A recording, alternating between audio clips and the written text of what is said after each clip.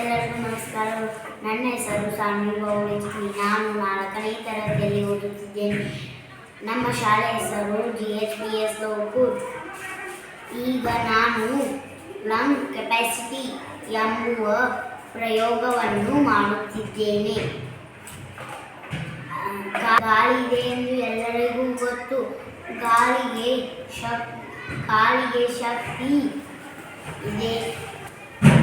ಗಾಳಿಗೆ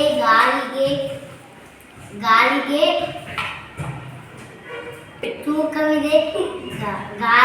ಗಾಳಿ ಸ್ಥಳವನ್ನು ಆಕ್ರಮಿಸುತ್ತದೆ ಎಂದು ಈ ಪ್ರಯೋಗದಲ್ಲಿ ತಿಳಿದುಕೊಳ್ಳೋಣ.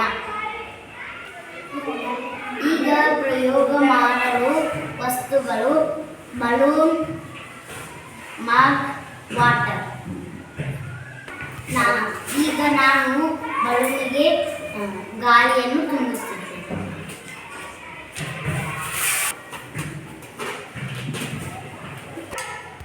ಈಗ ನಾನು ಈ ಗಾಳಿ ತುಂಬಿದ ಬಲೂನನ್ನು ನೀರಿನಲ್ಲಿ ಹಾಕುತ್ತಿದ್ದೇನೆ.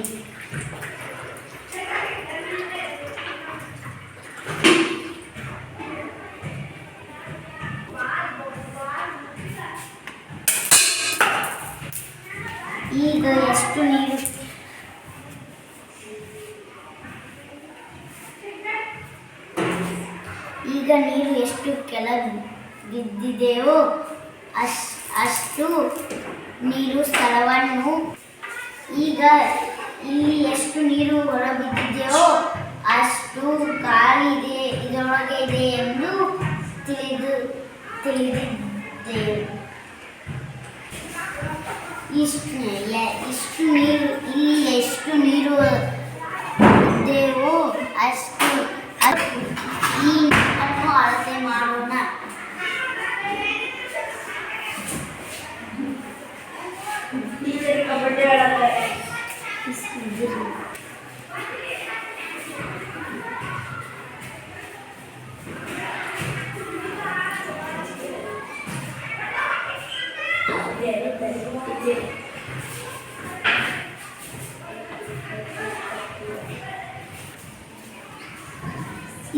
ಇದು 1000 ml ಅಷ್ಟು ನೀರು ಇದೆ.